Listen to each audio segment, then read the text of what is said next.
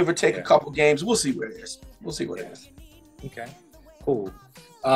So you know, we'll see what's going on with the Steelers. You said that you think that Harris, when he comes back, it'll change the the team in general. Well, I mean, it'll definitely change the offense. Yeah. So yeah. But was it really like an offensive game this last game? It was kind of like you guys got to the end. You got to overtime, and then the thing with the Steelers is you got the sacks. Yep. Yeah. You got the defense. You got the defense. Yeah. How do you win a game? Yeah. You got to score. Yeah, you got to score. You got to score. So the last time the defense is really like standing out, they can just dominate people. The Steelers have great defense. We know that. Always have good defense. Yep. What's going on with this offense, though? You know, you got to get people that come in there rejuvenated. Whether some of the new guys step up, whether some of the vets come back from injuries. You know, they got the quarterback transition thing going on. I mean, everything is interdependent upon one another. But you got to have offense. Offenses win games. So want to win, you got to be able to score. Okay, cool. Yeah. All right, so we'll see next week when they play against the Patriots, and we'll be talking. I'll be texting you, and be like, "Hey, listen, we're going to be saying the same thing. They're going to beat the Patriots. they're going to beat the Patriots. Yeah. You know what I mean? Like certain times you can look at the list and be like, "Yeah, that's." Listen, we got two. We got two off the rip. Look, you can timestamp this conversation and call me afterwards. I'm sorry. I feel bad for the Patriots organization. I do, because you know, with that storied history they got with Tom Brady. Yeah. They're all over the place. It's really sad, but hey, you know, they had their time though. I don't feel sorry for them. They had their time. They won. I mean, it's kind of like being a Lakers fan. Mm-hmm. You know, that's kind. The Patriots have always been good. Well, I mean, look at it like this. They haven't always been good, but they've been good in the last, like, I guess, what, 2 decades? 2 decades, yeah. So you have 1 or 2 seasons where they're not the majority of the time from people that are, like, within their 20s, 30s, even 40s, they've seen a decent amount of Patriots. A decent amount of success. So, yeah. And then they've had storied players, and they've always excelled. So, to see an organization like that just go down. Yeah, it's just like what happened? It's really, I mean, when you think of teams that win, you think of the Patriots. Yeah. You think of the Lakers. You think of the Boston Celtics. Yeah. So those teams, when they're bad, it just it doesn't feel right. It doesn't feel right. So yeah, you get it. So yeah, that's how it is. And now, coming from a Steelers fan, I respect the Patriots. Yeah, of course. But as I said, they don't really affect certain conferences. Like everyone respects them. Yeah, but it's like deep down inside, you're like, yeah, y'all had your time. Just carry on, you. Yeah, but see, as a fan of just overall sports, you know, dynasties. I love dynasties. I love dynasties, and to see dynasties in disarray is just, it hurts. Like, for instance, people that are Knicks fans. Mm-hmm. I remember Knicks ain't never been good in the last. They like the Cowboys. I remember when the Knicks won. I was little. Yeah. But I remember when they won. They used to be a top contender. That's the reason why you got Knicks like diehards right now. They used to be a championship team. Now, bro, they are perennial heartbreakers. Mm-hmm. And just when you think that they're about to turn the page, something happens. Boom. They lose a player. Somebody gets traded. Yeah. It's heartbreaking. But my son is a Knicks fan, and if he's watching this, I feel sorry for you, son. I feel sorry for you, bro. You ain't with it. I can't tell him I'm a Lakers fan. I can't tell him come on home because we're having our rough time too. Yeah. Which is killing. I like me. the Lakers too. The Lakers are good.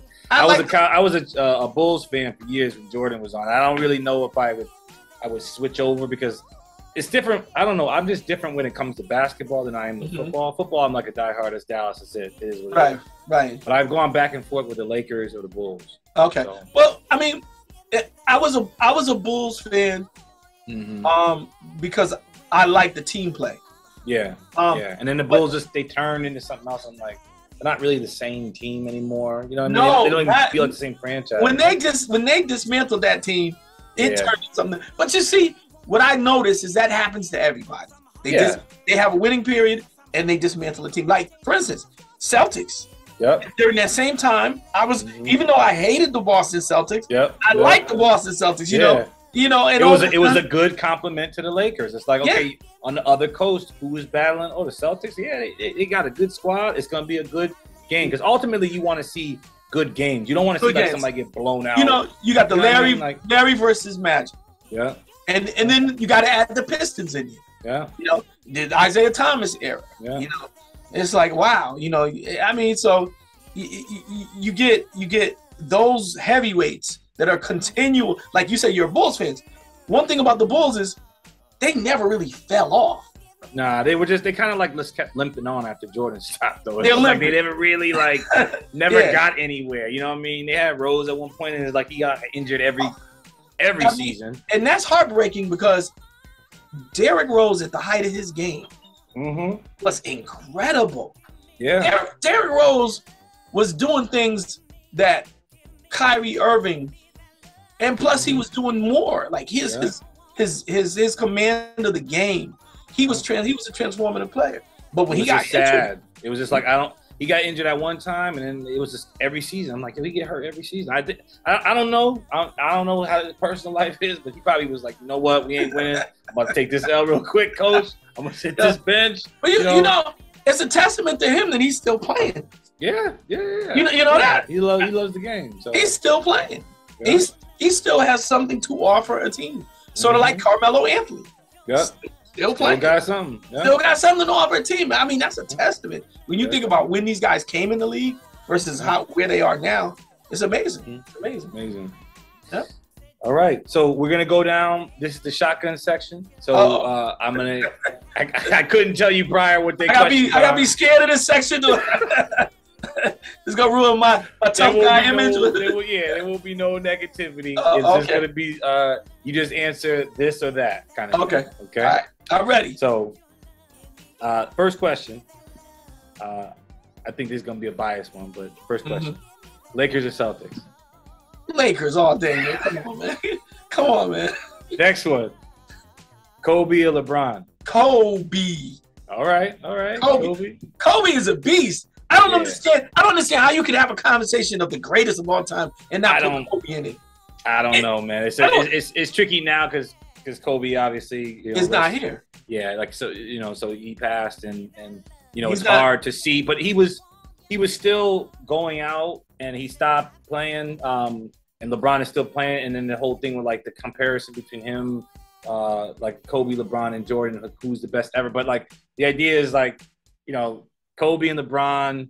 Most people they kind of leave Jordan as like the number one, and then who's number two, and then kind of figure it out. But it's all bias. Look, it all depends on the person. I'm gonna tell you something. No bias, or very very little bias, and no political correctness either. I love LeBron James. Michael Jordan is Michael Jordan, bro. Who comes next to Michael Jordan? Michael Jordan, yeah. Kobe. Kobe emulated Michael Jordan, stole all his moves, like everything. Bro, Kobe is Michael Jordan part 2, and LeBron is LeBron. So, I mean, it is what it is. But see, that's one of the issues is like I say, when people say the definitive greatest of all time. Yeah, I don't think. Here's a question: what criteria are you using? Can you say championships? Because you got to put Bill Russell in this conversation. Yeah. That's the argument. It's like when you start opening up the door of like who is the greatest of all time and then why. It's like how are you using that? What criteria What criteria? Off of, technically, to be technical with you, we should say Kareem Abdul-Jabbar is the greatest of all time. Yeah. Come on. I mean, look at this. There was an argument recently I had on we had a discussion on that SFO on our podcast and everything, and we were doing the same thing. It's just like it's hard to really like navigate to see who is. But like most people, they say like Jordan's number one, and there's a comparison or like an argument between number two. But statistically, you've got Jabbar. Yeah. Statistically, Jordan changed the game. Number of championships won. most number of games played in seasons, consecutive seasons, blah, blah, blah. He transformed the whole image of what a player is. Yeah, so when people say he's the best, a lot of that factors into that decision. But Kobe got to be in that discussion. Kobe got it. All right, so next, Brady or Manning? Brady. All day. That's an easy one. I'm sorry. I'm sorry, but look at Brady's Iron Man, bro. Brady's Superman. He's Superman. But I mean, like a lot of people, like I said, I asked the question because it is still a debate. You know what I mean? Right now, I think it's more favored to Brady now because Brady's still playing. Peyton Manning's out. He's still playing. He's got more championships. But it's always, I always hear like, oh, who you think if he's kept playing what?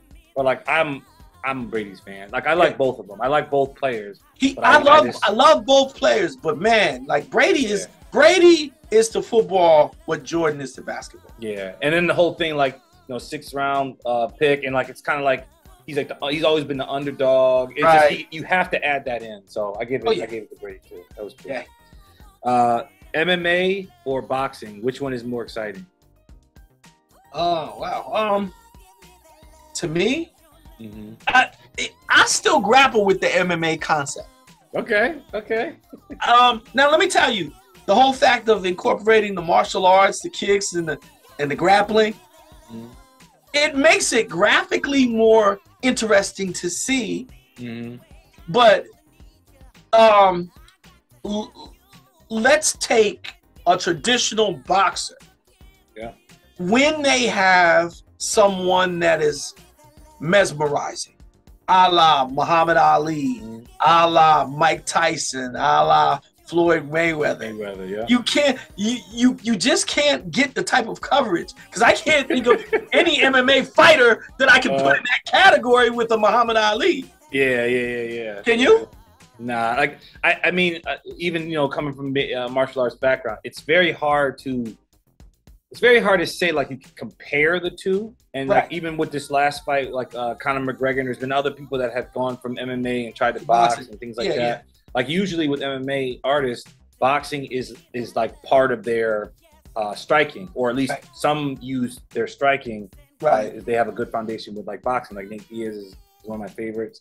I think he might even be going to boxing soon too. Yeah. But the reality is that I think boxing kind of like started dying down when MMA was starting to come up, and now boxing is coming back. MMA is kind of like balancing out because it all depends. It's like, what do you want to go see? Like MMA is basically like you have 3 or 4 different elements, right? You have like 3 elements basically. 3 elements basically that you can kind of use to win. And then boxing is unique because you only get to use one, and you only get to hit the head and the body. So it's kind of like you get a limited style or limited targets. Kind of give you like a harder job to do. And I think that's probably why people go to watch like boxing. It's like it's harder to finish someone off when you only have limited spaces. I think a good MMA fighter could beat a boxer. You think an MMA fighter could be a boxer? Yeah. That's what the argument was, right? Because it was like Conor McGregor got in the ring and he only could box, but could Floyd Mayweather get in the ring and do MMA with him? It's like, he would last like 2 seconds with Conor. I'm not even gonna lie. Like Conor would like demolish him in the ring, but at the same time, Floyd Mayweather is an incredible athlete, and if he got taught some MMA moves, then he got the lighter weight. He got a lighter weight on the gloves. He could compete. He could compete. But I think MMA, the whole style is more interesting to see. But a lot of that is, you don't really have the flashy boxers like you used to have. Yeah. You don't have the one boxer that's gonna be all over, Showtime. You don't have that anymore. So it's kind of, until they get somebody that comes and just captivates people, that's gonna be the debate. Okay. The next one is, will Tiger win another major?